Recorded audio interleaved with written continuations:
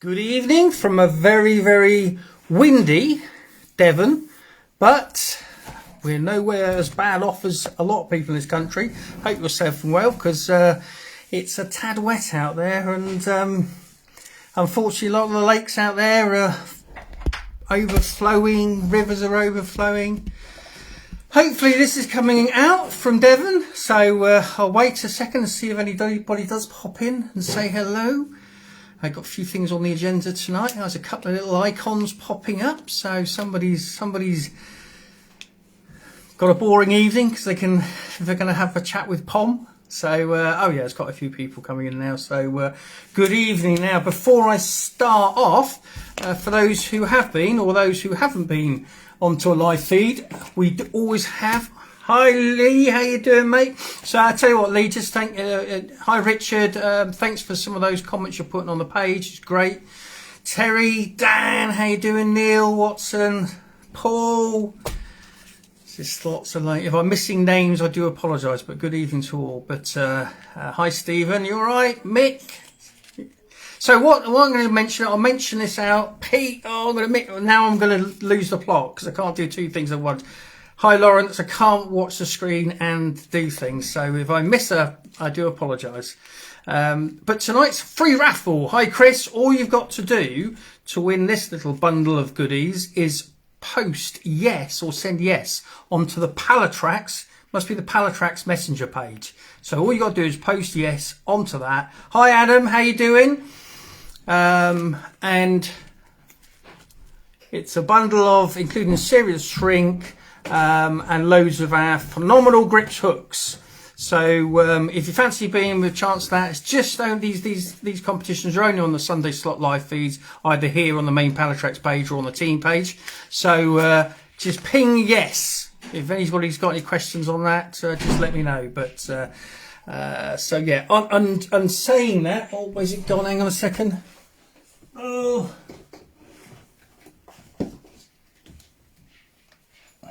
Talking of competitions, there is another one currently running. This is on the team page because we do loads of competitions throughout the year on the team page. So there's competition on the team page. If any team members are on here now, good evening, Sue Graham. Where are you? I need you here. Hi, Paul. So this bundle of goodies is on that competition on the Team Pallatrax page. So if you haven't entered it, do enter it because it's got some of these brand new super boosted hook baits. So yes, and that will be drawn next week when we have the live feed back on the actual team page. So there we go. So again, before I move on, if you fancy winning all of these, there's from Serious Shrink and how many did I do? 4 packets of grips there. Just send down. Yeah, not long, Sue. Looking forward to it and seeing Rini as well. Tony Turner, good evening to you, sir. Hope you're well. Carl, good evening. So yeah, what I've got to talk about, I have actually tried to think of a few things today. I'm just going to remind Tinny to let me know some of the questions that have come through. Hi Steve, how you doing, mate? But there's a few things I was just going to. Simon Weston, how's it going, mate? Oh, look at you, off to Barbados. Can I not just come and carry your bags for you, sir? Justin West, how you doing, mate? Well, you have a lovely, lovely holiday, Simon. I think the weather's going to be a tad better there than it is here, because it's pretty grim, isn't it? But there you go. That's why the Romans never settled in England, because of the weather. Matthew Rice, I've been here for the last hour. Where have you been? I can believe that as well, Matthew. You didn't put your clocks forward or back or anything. Hi, Neil, how you doing? So, again, just a quick shout at the beginning because there's quite a few people joined. The free raffle, all you got to do is send yes to the Pallatrax Facebook Messenger page. I believe that's right, Sue. And hi, Alan. How you doing? Stephen. Send yes, and then you'll just go in the hat and it will get drawn at random later on. So, a couple of things I was going to kick off with. Let me just get my stuff sorted. I've got a whole array of stuff to talk about, but obviously do stop me. I've got it right for once, Sue, have I? Do stop me. Talking about Sue, I will actually bring her into this conversation. Sue is my wing girl, so to speak, and her and Rini kindly bought, and I just think these are really good for winter fishing. They're awesome for winter fishing. One of the problems we have at winter, Ozzy, it's dark most of the time we go fishing. So trying to get any decent photos or just having lights to aid things is always one. But these little puppies, and I have 2 of them, that Sue and Rini kindly gifted. They're DeWalt. I'm not sponsored by DeWalt, by the way. Rechargeable batteries, a fast charger pack. Hi Noel, how you doing? But I won't point these at the screen, but they've got these little clicky things, especially if you put them on a bucket or something like that. We're looking at, hi Aaron, but I tell you what, they are, if I turn on, I might blind, well, you can see there, I hope, they are proper powerful. And you set them up either side of you. So obviously if somebody's taking the pictures for you, or even if you're doing, you know, your own stuff, it's like, look at that, oh dear me. So what you can do is you can take some brilliant night shots with these. They really, really are handy, and they're handy as well if you've got, you know, just issues where you need a really good light. But they're on a fast charger. Now, I believe somebody's told me as well, you can use these packs to also charge your phones and all kinds of things as long as you've got an adapter. So yeah, highly recommend. I'm not saying they're not the cheapest things in the world, but if you know, it's always been an issue of mine historically to not have a decent light, and we've tried loads of things, and Sue sourced these, and it's a ghost. Yeah, no, I'm still here, mate. If you left them out, yeah, I wouldn't leave them out, Lee, that's for certain. I keep them in the bivvy, and thank you very much. So, right, without further ado, let's see Sue saying they really are a great bit of kit. For anyone, any cordless power tools, nearly all makes offer similar. So there's obviously more on the market. The ones we've got are the DeWalt ones, and like I say, they just really do make night shots, day shots, to be quite honest. Yeah, it's certainly one to add on your Christmas list, because they just change the whole dynamic, and sometimes obviously, you know, just having that bit of extra light for one reason or another. I mean, I wouldn't be shining them out across the lake or the canal or the river or whatever, but you know, you can, you know, basically take some fantastic shots using them. But whilst on the thing, there's a few things. I was talking to Matt Rice today. We were having a chat about things, and these are, you know, I suppose more for, well, not necessarily newcomers to angling. They're just a few things that I would always recommend to take fishing in the winter, above almost all else. These things. There's some obvious things like warm weather gear, wet weather gear, and warm clothing and things like that. But the kettle and stove is an absolute must to me in the winter, not only just so I can have a hot brew when things get miserable, but also now this is something that Tim Hodges, this was probably about 10 years ago now, I guess, somewhere around there, and we were sitting at Advanced Angling's Blue Pool, and it was absolutely bitter, and Tim and his son Matt had just come down to see me and a mate that were fishing down there. You've preempted it, Sue. Don't spoil my thunder.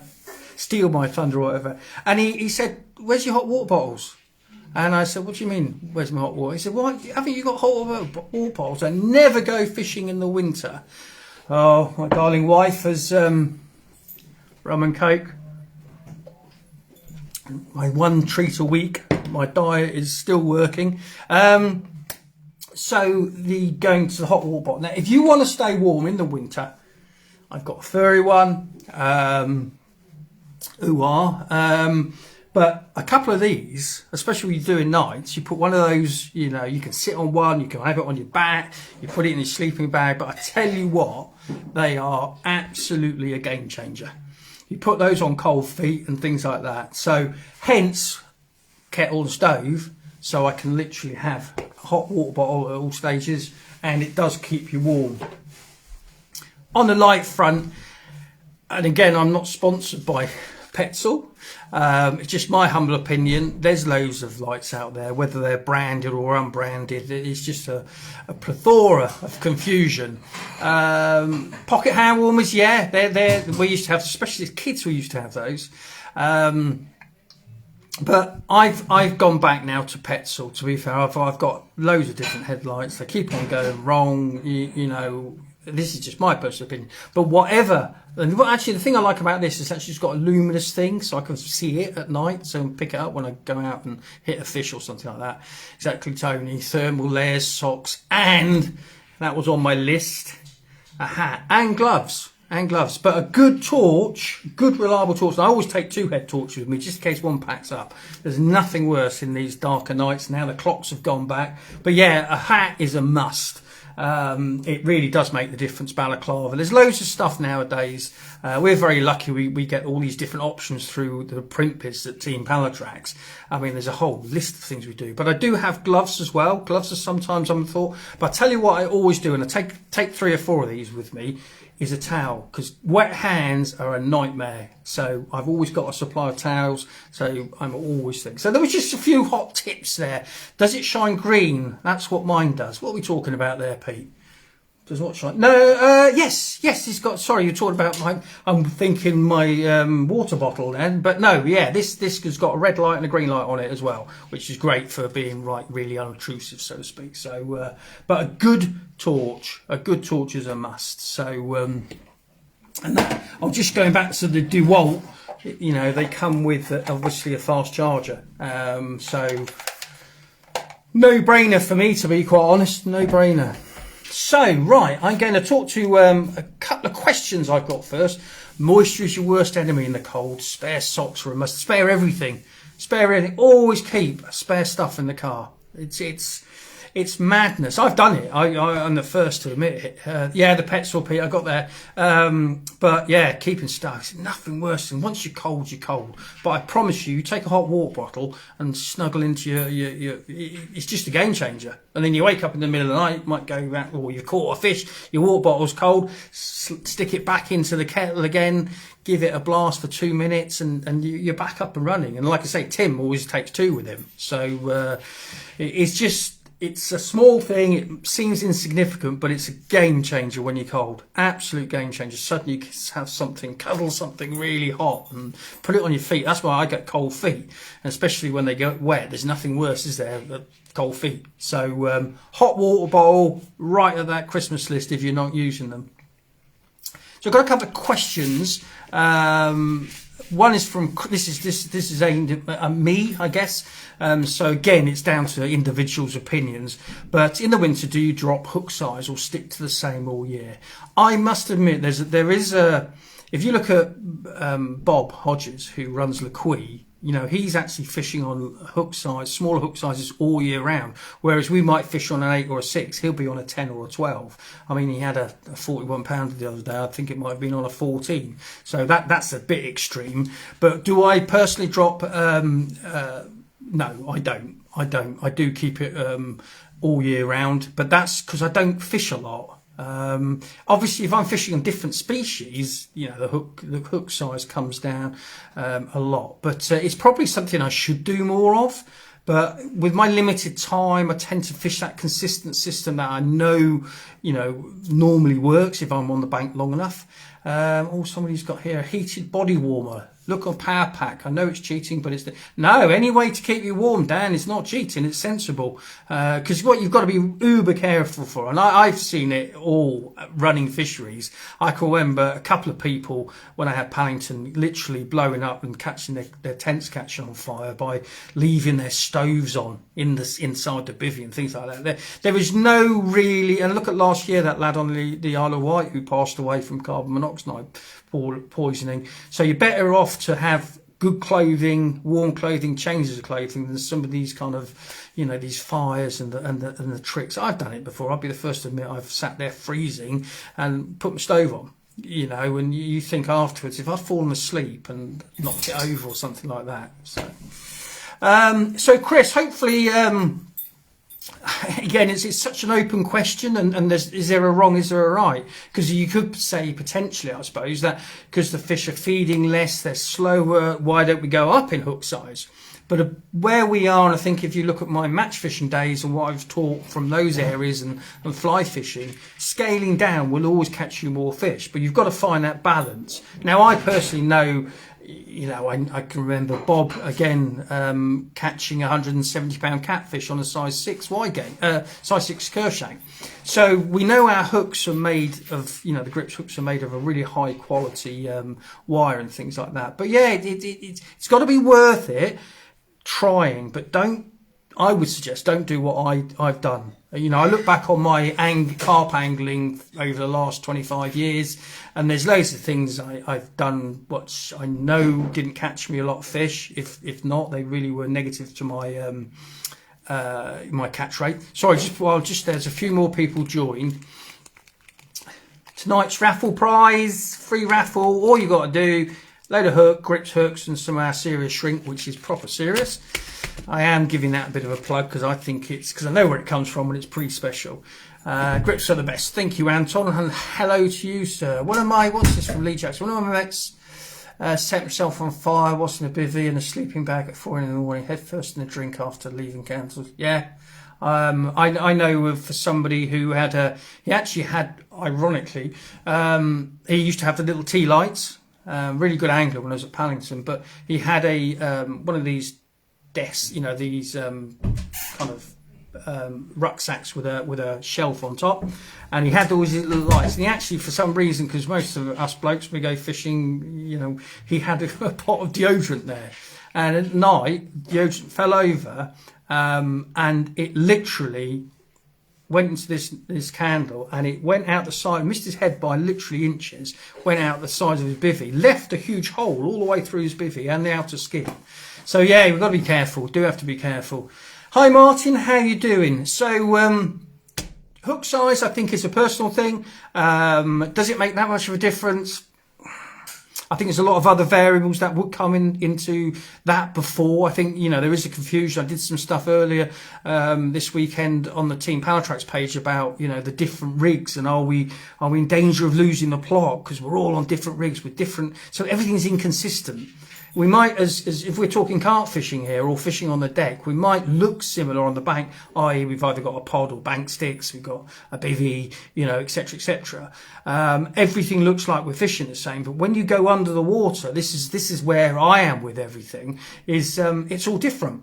You know, if you ask match anglers to reel in on a particular day, and I'm not saying there's a direct parallel, but they will be very, very there or thereabouts with their terminal setups and their application of bait and, you know, yada yada. You ask a load of people to draw in, you know, their terminal tackle on a carp lake, and almost you can guarantee everybody will be fishing a different system somewhere or another. So how are you going to get consistency? And then if somebody, I've seen it time and time again, it's not a critique, I say it's just what I've seen. And for me, it's fishing is all about, as long as you enjoy it, that's what we should be doing. Having fun, being nice to each other, making friends, catching a few fish on the way is brilliant. But, I've seen lakes where I've been involved with them and people have been blanking, and for example, I would be catching a few, and I'd be saying to people, well, look, this is how I'm fishing. If a match angler was out fishing you and turned around and said, this is how I'm fishing, would you not copy it? Now, the match angler probably won't, because they want to win. But when you're doing it, the kind of carp fishing, and people are saying, and I've time and time again, people said, well, no, so I've caught on this before. And it's like, to me, that's not good watercraft, because part of watercraft is looking at about what's going on around you. And if somebody's nailing fish and you're not catching fish, the difference will undoubtedly be what's going on underneath the water. And that's the key thing. This is just something to throw in there, and people are always a bit surprised with me about bait, and like I say, I'd advise never to buy too much Pallatrax bait. It's of a protein level you're just going to feed fish up with, you know, less is more. But this is something, and you probably all know it, but just in case, don't forget old school. Hi Michael, don't forget old school tactics. Now I'm 50, I know I look incredibly much younger, but I'm 57 next week. So don't send me any cake. I'm on a diet, as I said. Hi, Mike. You all right? So don't forget, and don't ever. I have. Yes. Let me, because this is quite relevant. Let me just get this.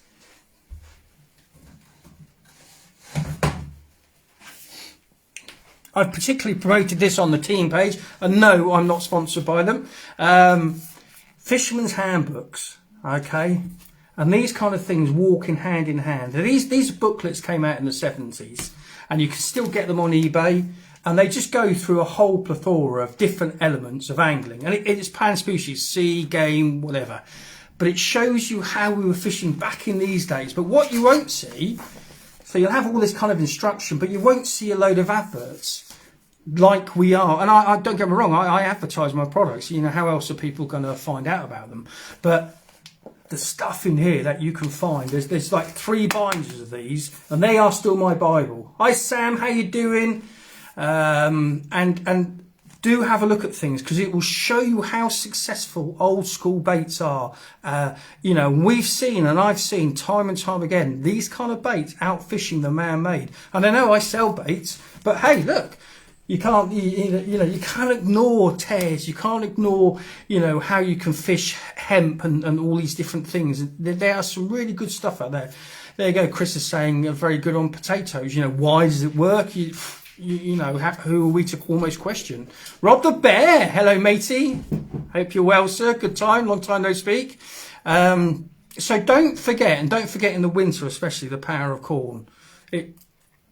It's an awesome bait. Why? We can sit here and pontificate forever, we could say, because it's got natural sugar content, because it's got a crunch, because of the colour, you know, we can go on and on, all assumption. But what we do know is a fact is a lot of fish will munch on this, of all species. And in the winter, when the smaller fish and the tench and fish like that would be gravitating to this, they're obviously, they feed a lot less because of basically the size of the fish and things like that. So you can afford to, you know, fish things like this. Sweet corn. Sweet corn's a fantastic bait, and it's cheap. And you know, and the way sometimes you see people looking down because they're perhaps in a position to afford the man-made, but you'll never ever get, these are naturals. You know, for me, a naturals is anything that is natural. So it doesn't just mean bugs, you know, maggots or worms or slugs or snails or things like that. It's all of these seeds, you know, maples, tares, there's a load of stuff out there. So it's always worth investigating. And I say, if you do, on a Christmas list, Christmas is coming. If any, you know, we do a thing here called Secret Santa. So we donate an amount of money, and we do one of these things. I don't understand it. It's all far too technical, but you end up drawing a name and then you spend the money. It's visual, has sugars and small amounts of amino acids and highly digestible. That's why I love it in my, well, you know, Lee, and that post you put up earlier on the team page, you obviously know your stuff when we come into that. And again, it's all of those and above. Don't ever worry, Dave. I'm always here. You can't get rid of me that soon. But anyway, sorry, digress again. Let's say, if you do Secret Santa like we do, and you want to put some gift ideas out, because you get and draw a name and then you have to do all this kind of stuff. But anyway, if you're going to get a present, they're second hand. There's loads of them for sale on eBay. You get some brand new ones as well. They've never been, and they don't cost a lot. You know, I'm not demeaning, but I mean, I think you can get delivered the whole volume for like 25 quid. So. But the amount of information that you can glean, old school information, don't forget, you know, I'm in the trade, I'm the first to admit, you know, obviously when you're in trade, you want to sell stuff. A lot of the stuff in there you can just buy from Tesco's or Asda or, you know, whatever, you know, and it's so efficient. It never broke. Right. Any questions at all? Let me just give you another. Where have I gone? If you've just joined, folks, the free raffle tonight. There's a load of wonderful grips hooks and some of the serious shrink. You have to comment on the Pallatrax Facebook Messenger page, and all you've got to do is put up yes. So if you want to fancy being in the draw of that, just send yes to that. Hope to your family away. Yeah, we're all good, mate. The new lakes are going well. Lots happening. So yeah, hair on fire. Haven't spoke to Rob for a while. What's Lee saying? No one knows it all. Exactly. But it's a very big passion of mine. Never stop learning. It's addictive. And every day's a school day, isn't it? But I think what we should be very mindful of is never forget. I always struggle to kind of articulate this. Because up until, you know, hang on a second. Up until, you know, in reality, I suppose the early 80s, there wasn't the money in the industry there is now. You know, advertising was a minimum. You know, a lot of people were writing this stuff. I mean, you know, again, I'm actually not sitting here in a Pallatrax t-shirt tonight, but we do. We brand ourselves and we follow brands. But the irony is, well, I'm just opening up. So there's a picture of somebody. That's how we used to look when we go fishing. You know, now it's almost like we're racing car drivers, isn't it? So it's just really good stuff. And the thing is, like, you know, here's a pipe setup. So, you know, anybody who's coming into the sport, I would really, really recommend these. And like I say, it's not a con. There's total transparency. I still refer to these now because there's so much content in them.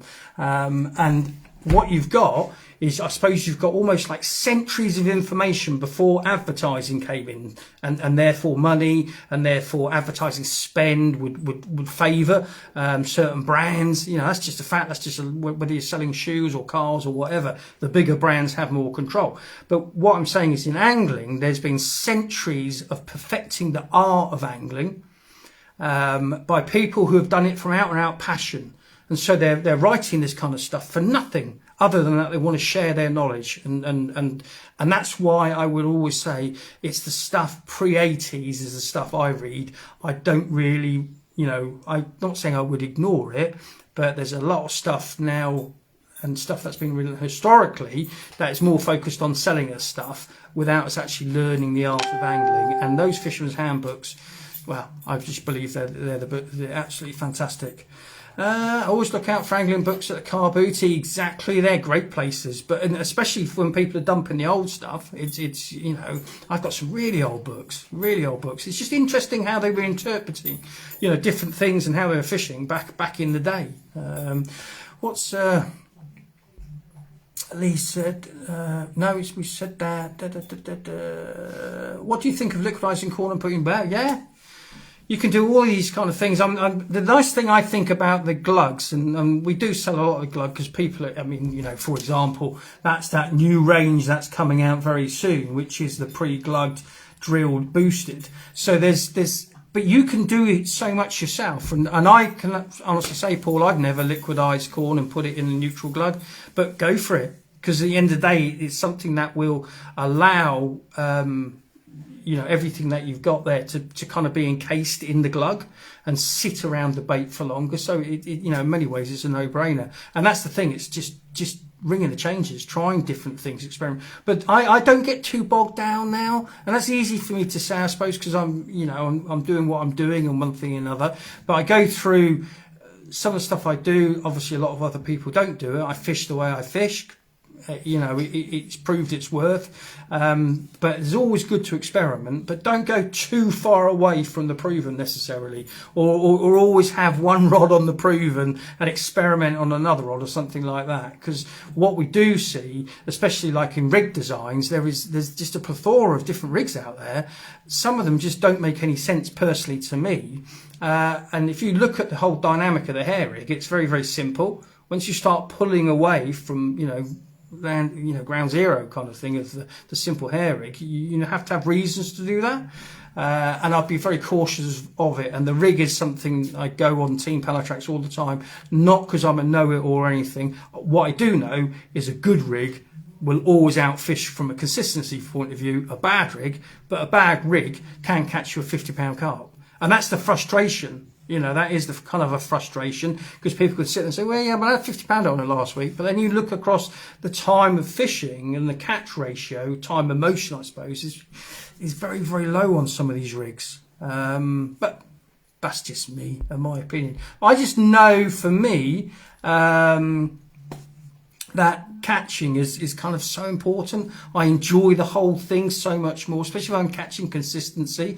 especially I'm confident, and honestly owning lakes again now, like my new lakes here at Ashmansworthy Pools, and seeing, and no disrespect to any of these people because they don't necessarily know, because they might have followed it off YouTube. That seems to be a learning device now. Somebody will follow something off YouTube, but again, just be very cautious, because anybody can put anything up on YouTube. It doesn't mean they're right. And I see people that come down here with rigs which really won't work very well in the big scheme of things, and also some of them which potentially could be very dangerous for damage to mouth of fish. We get this problem where very fine braids will actually cheese wire the corners, the scissor area of the fish's mouth, and cause huge problems. So what's Carl said, Carl Chip, the way fishing has changed over the years is unreal. I stopped 2000, just came back to it this year.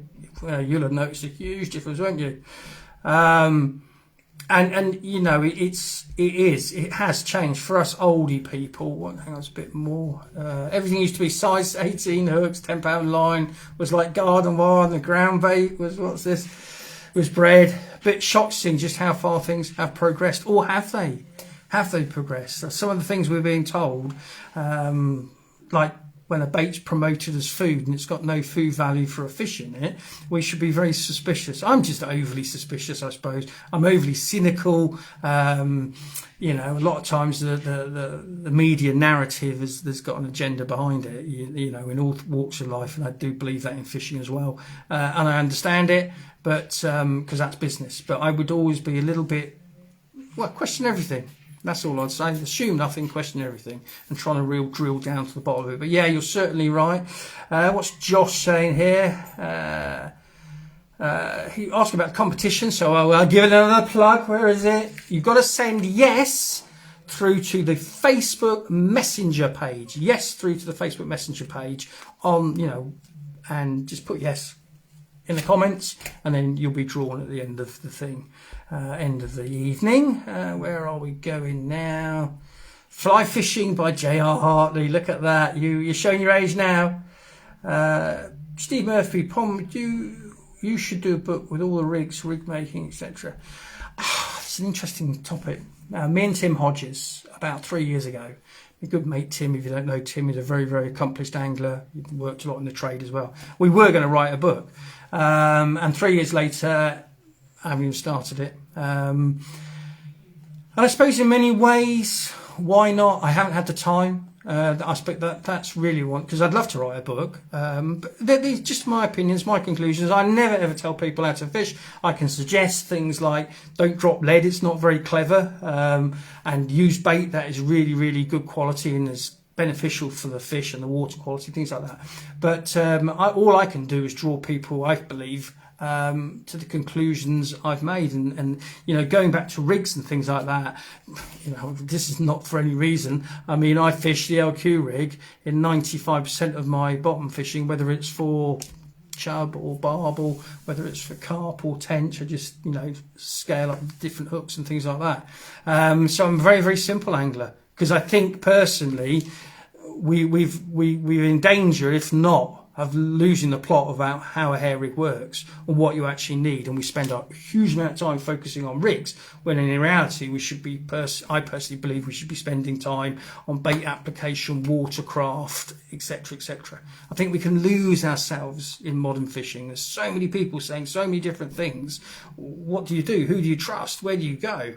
All I want to do is produce products and a narrative which I genuinely believe in. I genuinely believe that, as the tagline says, catch more fish. If you follow the way we're fishing, it'll give you edges, and responsible, safe edges as well. I think we should do, we should all be doing that. Where are we here? Message to, sorry, there's Adam. I've got a question from Adam in a minute. What's Liam saying? New stones come the other day. Can't wait to hit the bank with them. Unfortunately, river burst its bank. Yeah, all three of my locals. Well, yeah, that is it. But I'm sure once you get out, once you get your head around what the stones are all about, I know it's a different kind of habit of mindset. It's just an anchor point. And it's a natural one, so it's common sense it would catch us more fish. It's not some big con. I think the con personally is taking a lump of lead, coating it green and saying, it's camouflage now, fish can't see it. It's like, what? It's not how the biology of a fish works. It's all about what it senses. And grumpy Simon. What's Stephen saying? I struggle nowadays, Pom, because I've got no hair and other body hair is too curly. Too much information. I think we're all talking about it. Where's somebody saying there's never been? Maybe a silly question, but what does the LQ stand for? No, there's never a silly question, and that's one of the things. I think we get some really good feedback on the team about that, because there can never be a stupid question. I suppose the only time a question becomes stupid is if you ask it 10 times, it's the same proven answer, and you keep on asking it, then it does become a tad tedious. LQ simply stands for Le Quay. Le Quay is a lake we're involved with, a lovely fishery over in France, and Bob, who runs it, was mucking around with all the different, it's kind of what I've been doing for years anyway, but Bob was kind of doing more of it at Le Quay, Bob who runs Le Quay, and was very much focusing on, very much focusing on the angle we were setting on the hook. So it's unique in the fact is it's steam link, and there is no other steam link. It's not a braid, coated braid, it's a coated Dyneema, and the Dyneema is where you literally steam it straight, and then you've got this incredibly supple, just like a centimetre there of rotation. Then you've got the serious shrink, which is in tonight's raffle, and then personally I fish the and this is a size 6 wide gate, but I can't beat it grips. So never a silly question, you always ask away. Where are we? I've always been rude. There we go. Where are we? I think, am I up to date? Mike Edwards is Great Lake in South France. Oh, sorry. Only a silly question when you ask Pom. Oh, you be careful, Rob. You be careful. Not used lead for over 6 years. Well done, Anton. We know the truth. It's Great Lake. I don't know. I think might have answered all the questions. I'm just going to show you one of the edges that I do use. I use it all year round. Then I've got a question from Adam, so I'll come back in a minute. So I'm going to turn the camera around here. So if you could stop any questions for the next couple of minutes, because I always get confused trying to read my screen, touch buttons and do something. I'm a bloke. We can only do things at once. You get the people out there will laugh and go, oh, you're doing a 6-turn grinner. That's all I've ever done. I just make sure I really moisten that knot and I pull it down really gently, and that's it.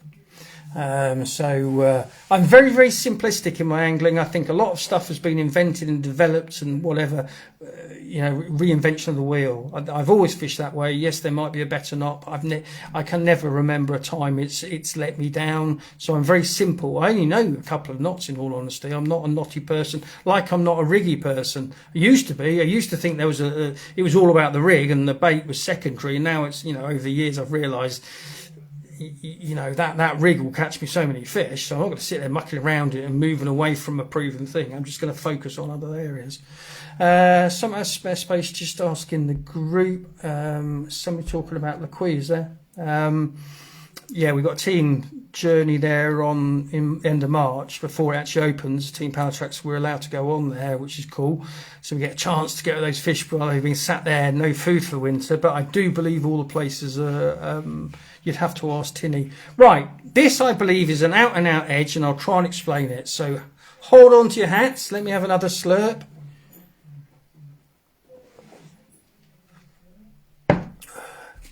And whilst I'm stopped, another plug. If you want to be in chance within the raffle, Ian Jerime. Sorry if I'm saying that wrong. You're so right. I tell you what, talking about Isaac Walton, there's a piece in that book, The Complete Angler. If you read it, and the old one, it's real old English reading, but he used to tie a lump of grass. It's the first thing I can find as a method feeder. Sorry, just that. If you want to enter tonight's raffle, send yes to the Pallatrax Facebook Messenger page. Isaac Walton tied on clumps of grass like a turf, so he's got a bit of mud and grass. I'm older than him. I feel older than him when I have to deal with people like you, Dan. And he basically was tying it on, tied onto his gut, and basically he was saying that this lump of grass and mud had little bits of worms and natural insects. So it was kind of the first ever method feed. He was using it out as a weight just to push it out, and then he was aware that there was all these different things inside. So there you go. So nothing's changed. Nothing's really changed. Right, here we go. Hold on to your hats, and hopefully this makes sense. Right, I'm going to show you, because we talk a lot about it, how to make sick and why sick is so good all year round, but small amount of sick can be especially good fished accurately in the winter. Accurate fishing in the winter is a must as far as if you can find the fish, you need to be accurate with them. Now, I know not necessarily everybody will use a spot, but these are a great invention. These are one things I would say that has been true innovation since I've been in the industry. Made life a lot easier, and it doesn't mean you need to use one of these to hoof it out into the middle of miles away. I use them for very much close in work, and what they have, if you don't know, they have once they hit the water, that little button there releases, and everything else just explodes in. So, to accurate bait in the winter, even if it's just an underarm chuck, if I can get something really, really accurate, a pile, I will use this. And I'll put that sick in this. And the reason it's called sick is I'm now going to get very mucky. Now, these have been basically soaking. Let me try and get up to the camera. They've been soaking for 48 hours. And the idea to soak it is to get this membrane to break down. I've said hundreds of times, thousands of times, you want to take that membrane off because it's like the coating of an egg. So it's like the shell of an egg, and all the goodness that should be in your bait and all the attractions are actually trapped by the membrane. So get rid of it. But we go even further here, and the reason it's sick is because when I first started doing it, we used to use spods, and you get a bit of kind of blowback off your spod, and then you get covered in this stuff. And so what I've done 48 hours ago, I kind of just pre-soaked this. This is just in tap water. You can do it in water and add boosted flavours. But what I'm doing is actually not making this into a powder. I'm making it into so it's like quite chunky. And so let me just try and show you on my hands. You make sick on a Friday. Is that after all those Stellas, Dan? So what we're doing is we're just kind of crumbing it, but we've still got quite decent chunks. And so what you'll do is obviously just scrunch up a load of those. I won't make it too much of it. I'll have to go and shove all that lot into my legs. So this is just multi-worm. You can do it with any bait.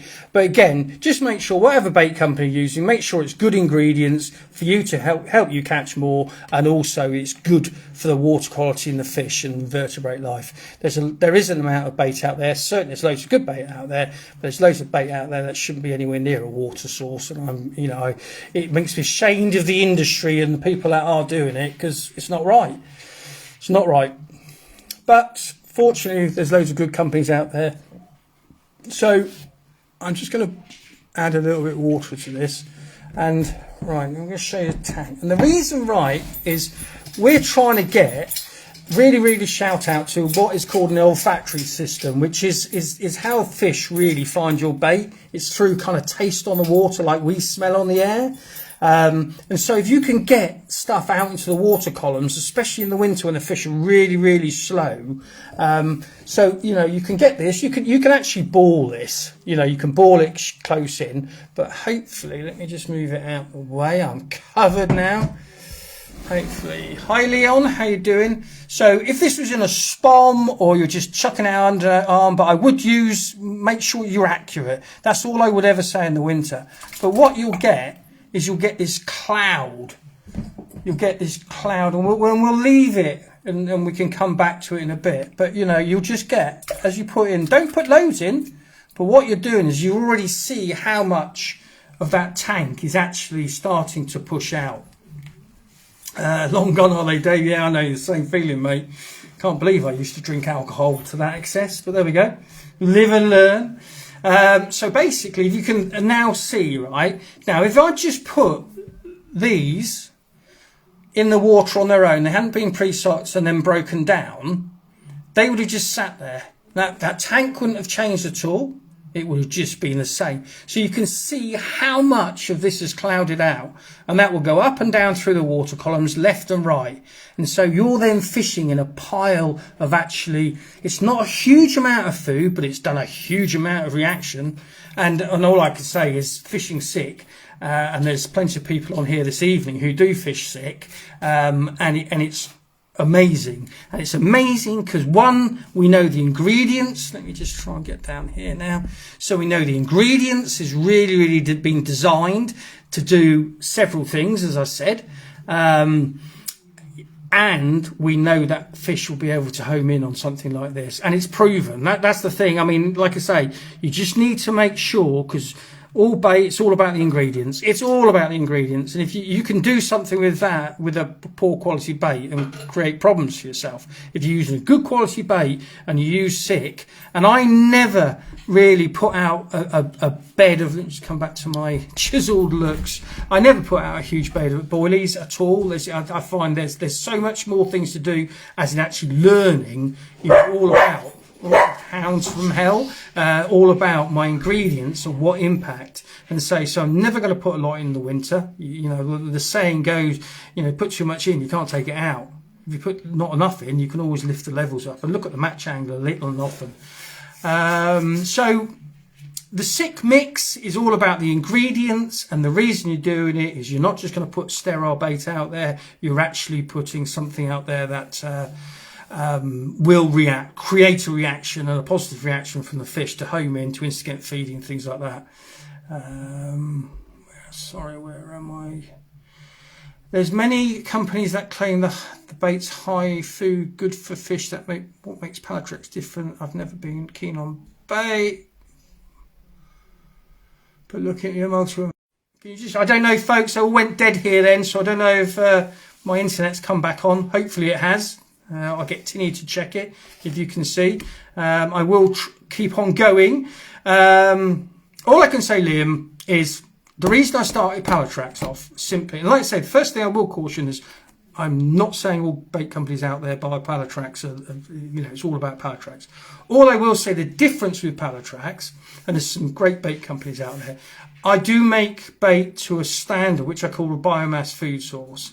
So the fact is that we can create it into a shape and a consistency that we can therefore hair rig it or put it directly on the hook or whatever, is because it's created to get fish to feed through its ingredient profile, will catch fish as well. But if the fish aren't feeding at the time, there's other things within the lake, like invertebrate life, snails, whatever, they can feed on that food source and themselves blossom. So when the fish are feeding on naturals, so I've like fertilized the naturals. So that's where I am with it. And the reason it all started was simply because I had my first set of lakes years ago. We're talking 20 odd years ago now.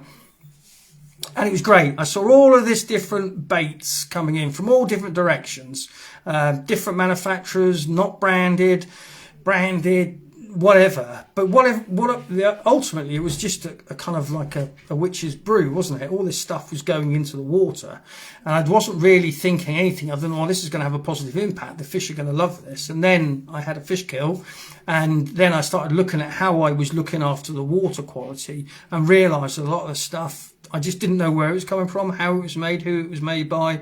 Having my own lakes, that's not a selfish reason, it's just a common sense reason, is if I make baits that work for us as anglers and also work for the environment, we've got a win-win situation. And that's all we do. That's all we stick by. Yes, our baits cost a lot. Yes, you can't buy a baits retail. There's no way I could, go into a shop and sell them with all the margins as expected, because at the end of the day, your bait is all about your ingredients. Whatever it is, whether it's a pellet, whether it's a boilie, whether it's a squab, whatever, it's always going to be about the ingredient profile, not the shape, not what it looks like, and not even necessarily how it smells. If the majority of is a bulking agent or synthetics and stuff that isn't designed for the digestive tracts of carp, for example, why would you want to include it in the bait, and why would it give me any confidence fishing on something which isn't a food? It's just a lure then, and we know lures catch less than food, especially natural food. So what amount of fish I caught on boiler crumb in a little bag? Yeah. It's a really great tactic. Let's talk about Sue. I know Sue. Could you wrap that around a stone like you would soak? What you can do, and to be fair, so that's a good point. So if you look at what it looks like, and when we're making up our ground baits and fishing the method, you know, we wrap our like Daphne and maggot crush around a stone.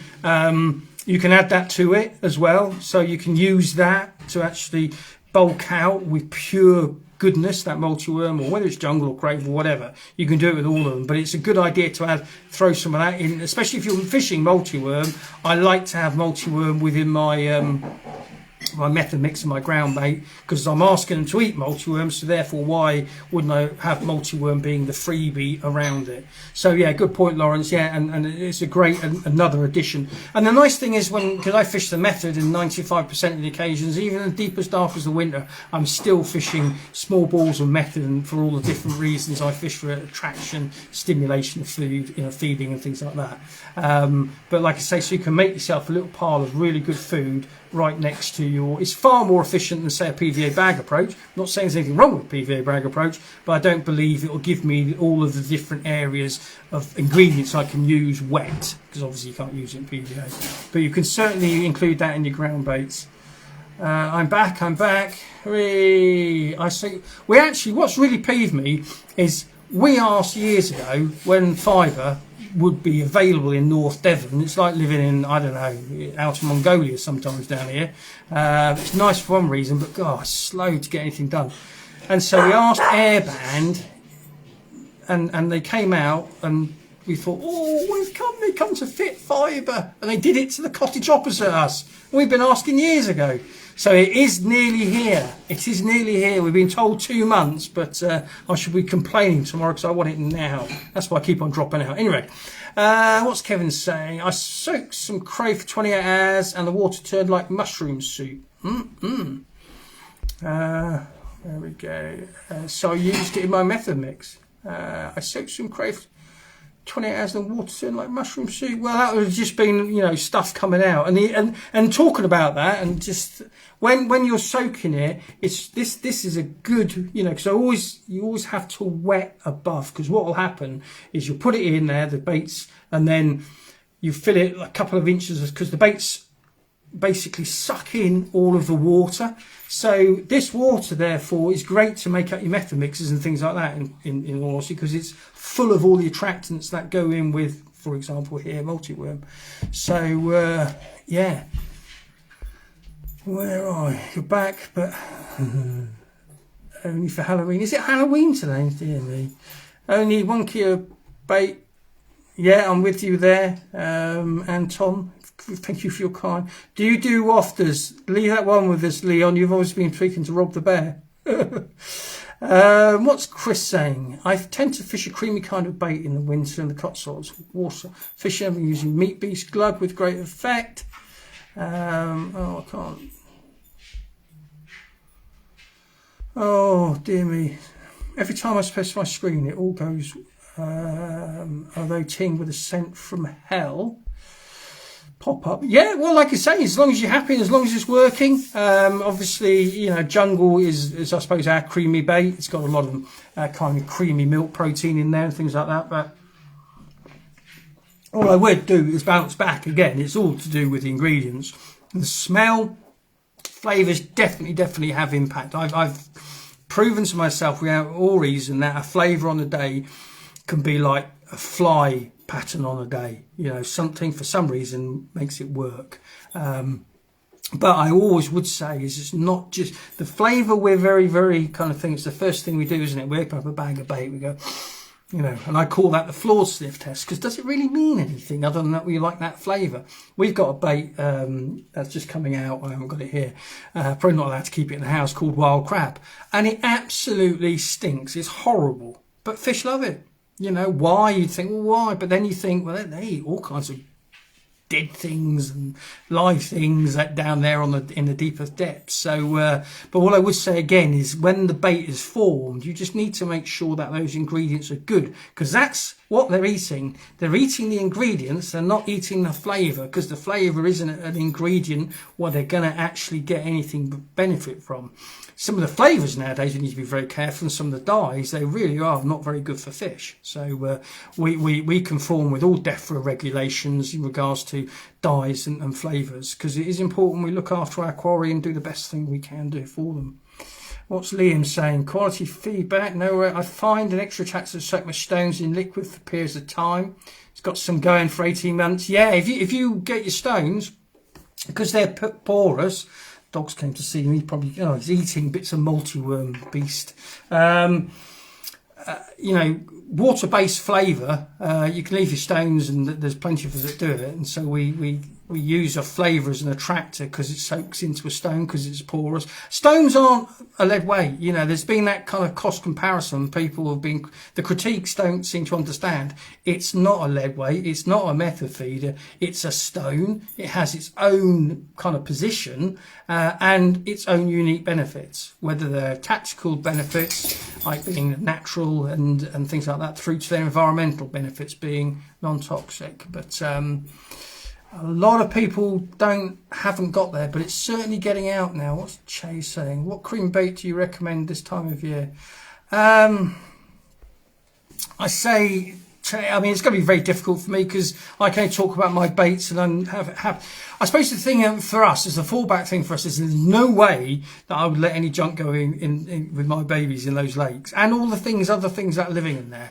So the one creamy bait we do, it's I look at all my baits winter round or year round, but this does specifically work in the winter. I believe it's because of the inclusion of some of the attractors as much as anything. Is jungle, which is tiger nut and peanut on a creamy milk protein base, and it just works very well. It's been my first kind of commercial bait. It's never changed. It's just something that just consistently catches that flavour on that yellow seed mix.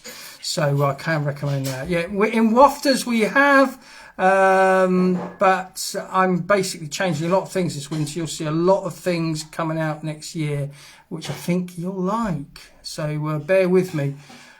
Somebody's saying, not guilty. You started it off. I use jungle myself to great effect. Tiger nut peanut clover. Yeah, there's James saying that. I think my dad uses his back on horseshoe. Very.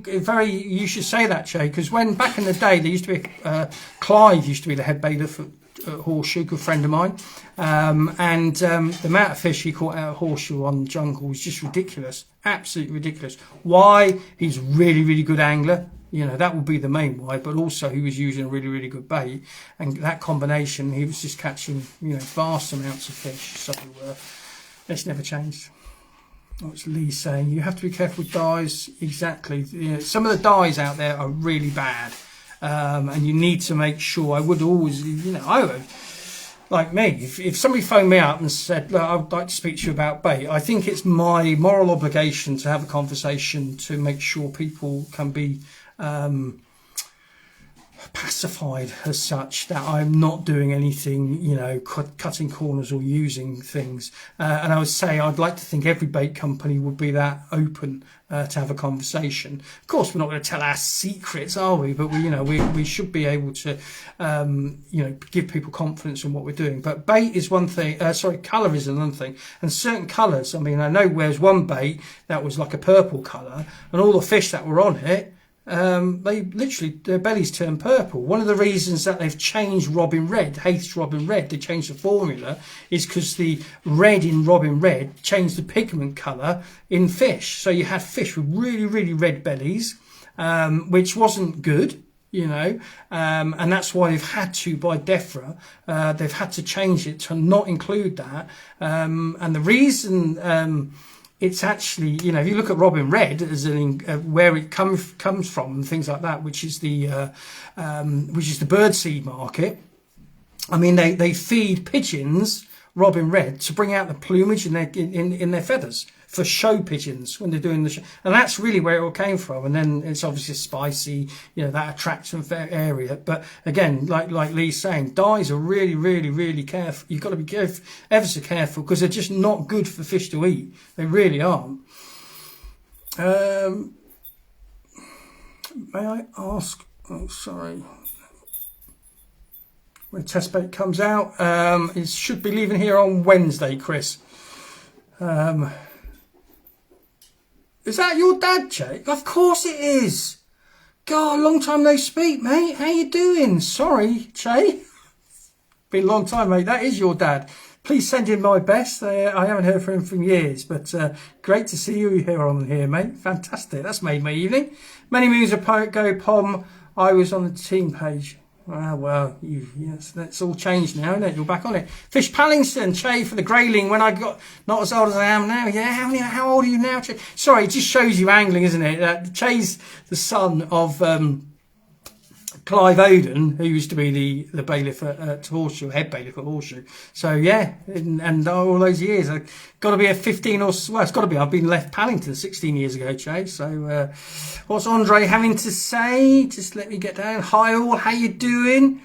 All the way from Slovakia, I believe it is. James, I lived up the road from Hayes Factory at one point. They changed the ingredients of Robin. There's a few. Yeah, they had to, James, because of the new legislation.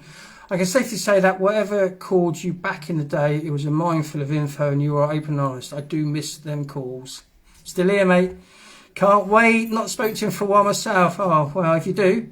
43 M8. 43. Oh, you're 43? Oh, well, I'm 56. I know I don't look it, but if I look a bit bloody 56 stone.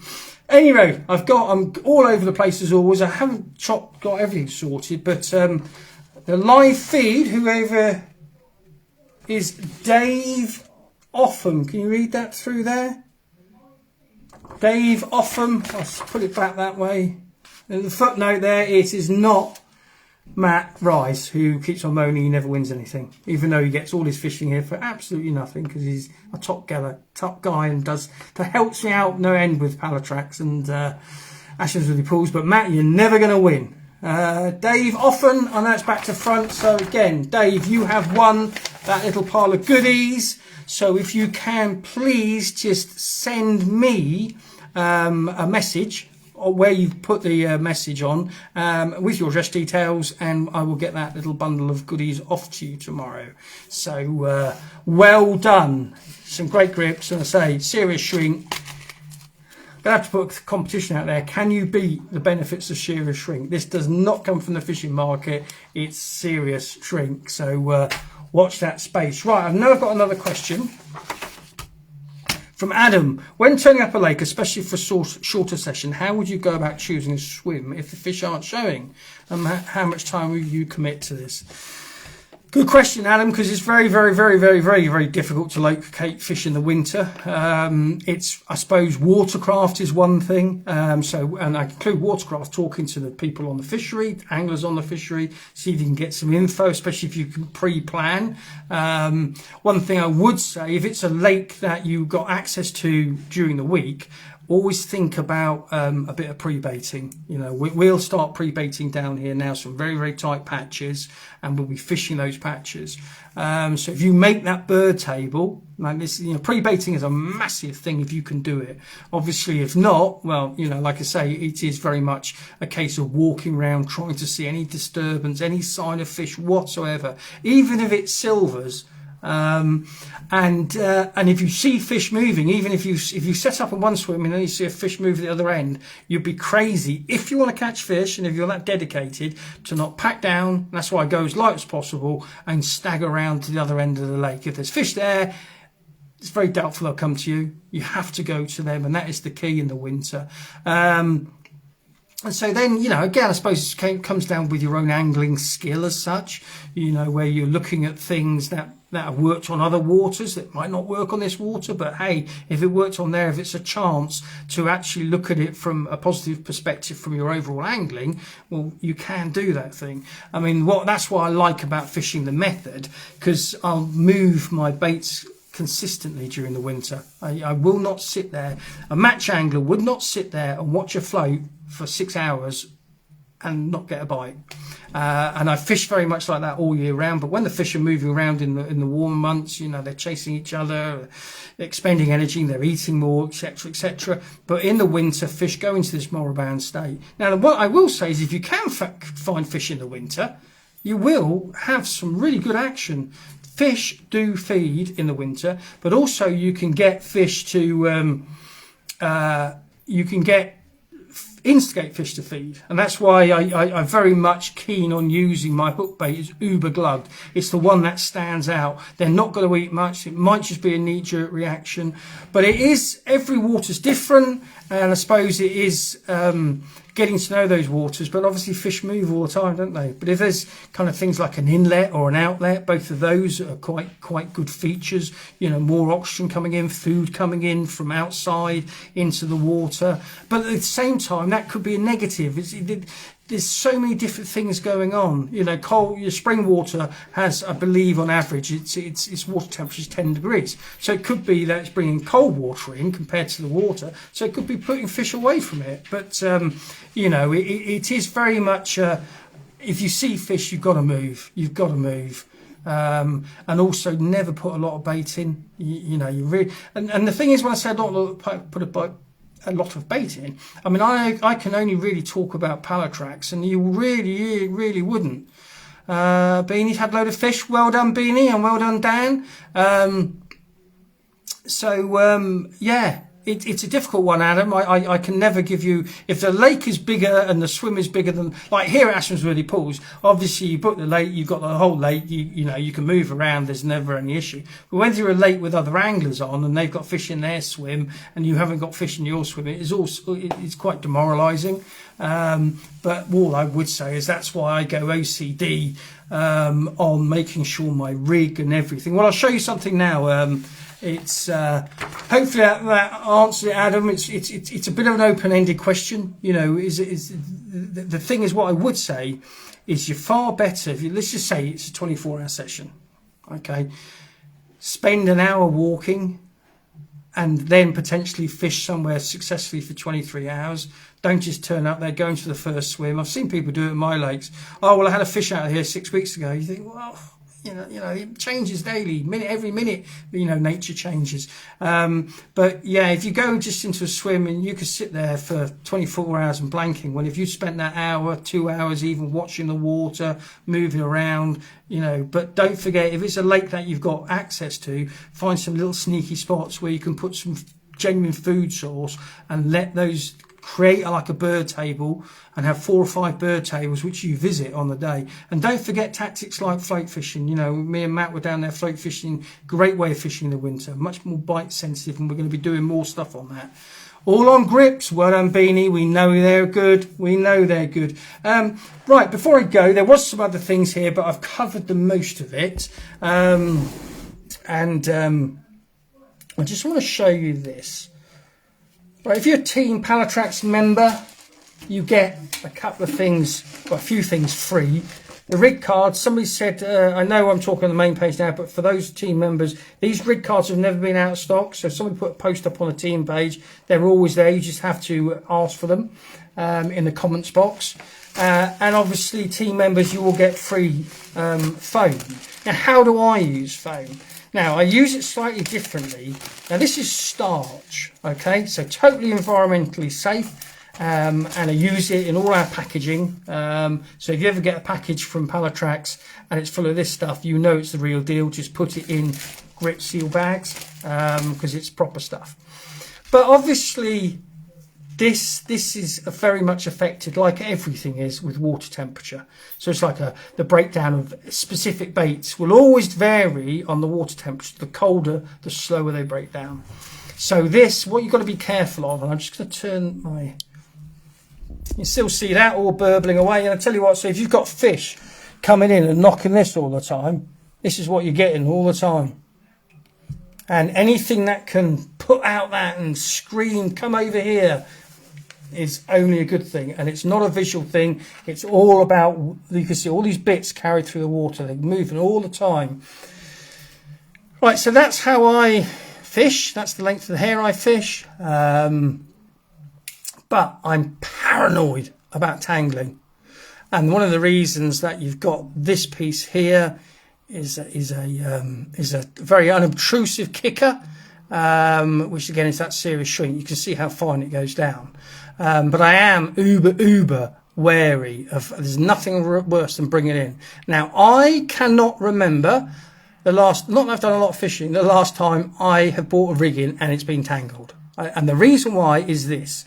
But what you have to be very careful of this time of year is the water temperature of the breakdown on this.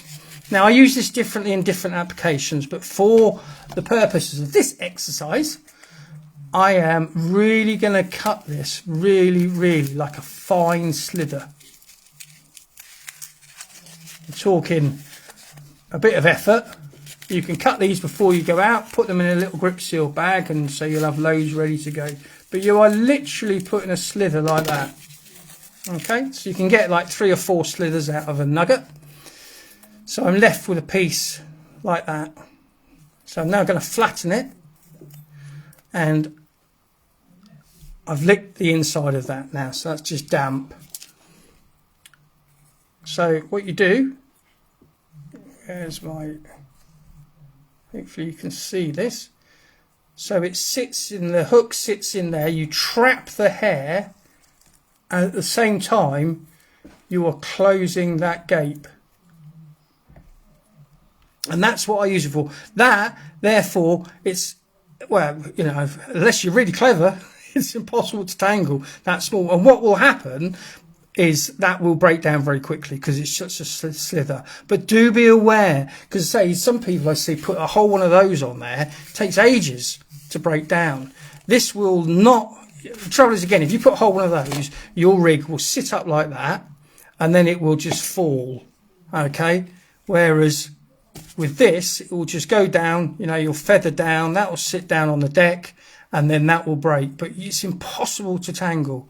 So just be aware, and what I tend to do is I tend to put a rig with some water, you know, like I take lots of jugs with me when I go fishing, I put it in there and I'll time how long. And if it's going to be like, you know, 15 minutes for that to break down, I would absolutely then have a different view. But to be fair, it doesn't. It breaks down very quickly, and then you know you've got a cleanly presented, untangled rig just by being OCD and using a sliver of that, which to say will break down. So it really is very good little tip if you don't want to tangle. And like I say, some venues we have to put a bait out and sit on it because it's like you've set a trap in a rat run and you have to wait. And so knowing that you bring it in, let's just say 12 hours later, and it's all tangled, if you used a piece of that, it's just a really good little tip. So it's well past my bedtime. Unless anybody's got any other questions, covered a few things there. I'll be back on the team page next week. Don't forget, team, there's a chance to win. There's a competition running, chance to win some of these global baits. Team, the new tester baits are coming out next week. Okay, yeah, that's a good idea. I don't mind. As long as you're happy to stay on, Brian, I'm happy. So I'm here. The trouble is my tank's all filthy. Let me try and get it right at the front. There you go. So we will. Right. Thanks, Anton. I'm gone now. I'm staying because Brian wants, and rightly so. He's asked a good point. So there we go. So this is just cold water out of my tap. So I thought you were on the team, Rob. Get confused. I'll pick that up, sir. Not a problem. Get that sorted. Let me just try and... So you can see pretty much... It's a little bit difficult to show you. Let me just... In all honesty, that's pretty much gone now.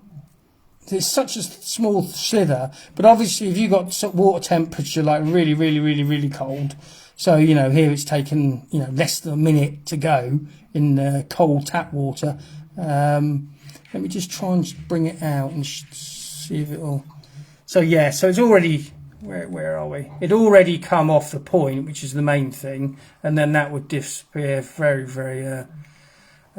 Yes, Lee, you can. And another thing that, you know, a whole nugget on a zig rig is a must, in my opinion. Get it dragged up through the water. But that's the one way, if you want to use just a slither to stop any chance of that, because basically you close the gape, and by closing the gape, it's very difficult for anything, obviously, to. So yes, so there you go. Probably about a minute, you know. And again, it'll take. You know, in the summer, it's literally gone in seconds. It is literally gone in seconds. And there you go. You see, so I would fish, you know, my hook bait method, you know, around that right in that pile of goodness that multi-worm bait's given me. It is fishing sick in the winter. Anything to kind of stimulate the bite. That's what we're looking for in the winter. We know they're sitting there. Some species obviously pretty much don't feed, like catfish and tench. I'm not saying you won't catch them in the winter months, because people do, but nowhere near as prolific as in the summer months, because again, it's all about water temperature, and that impacts. I always say to people, have a look on the bank and you see all the leaves dying and everything dying back and all the bugs have disappeared and things like that. It's very much the same as what goes on in the water. So but winter fishing is more challenging, without a shadow of a doubt, purely because the fish aren't feeding as much and they're not moving as much. But as I say, if you get it right, and the biggest hits of fish, I've had multiple hits on a day session, have always been in the winter. And I believe the reason is because I found the fish, and I'm literally nicking a fish out. The shoal aren't spooking because they're all sitting there doing basically pretty much nothing. Then I'm chucking it back in amongst the fish, glugged hook baits, stimulates a bite, and then I'm nicking it out and things like that. And, you know, it goes on time and time again. So, yeah, glugged hook baits, especially in the winter, but I'd fish them all year round, because why wouldn't I? So, anyway, hopefully that's been of interest, folks. And to say, I'll be on the team page next week. Team Pallatrax, if you don't know, it's a free-to-enter initiative. It's just a load of nice people, like-minded. You know, there's discounts and competitions and things like that. So please feel free to join. Just go onto our website at pallatrax.co.uk. Have a look at that. But for team members that are on here, I will be back on next week on a live there. So thanks ever so much. Thanks for so many of you staying with me. Hopefully that's been of some use. Enjoy your fishing, have fun, stay safe out there. It is dreadful, you know. Be very careful, you river anglers, well, all anglers, when the banks are flooded. You know, it's a pretty precarious place out there. So stay safe, catch more, and I'll be back on the main page in 2 weeks' time. So all the best, folks. Thanks for keeping me company, and have a good evening. Cheers.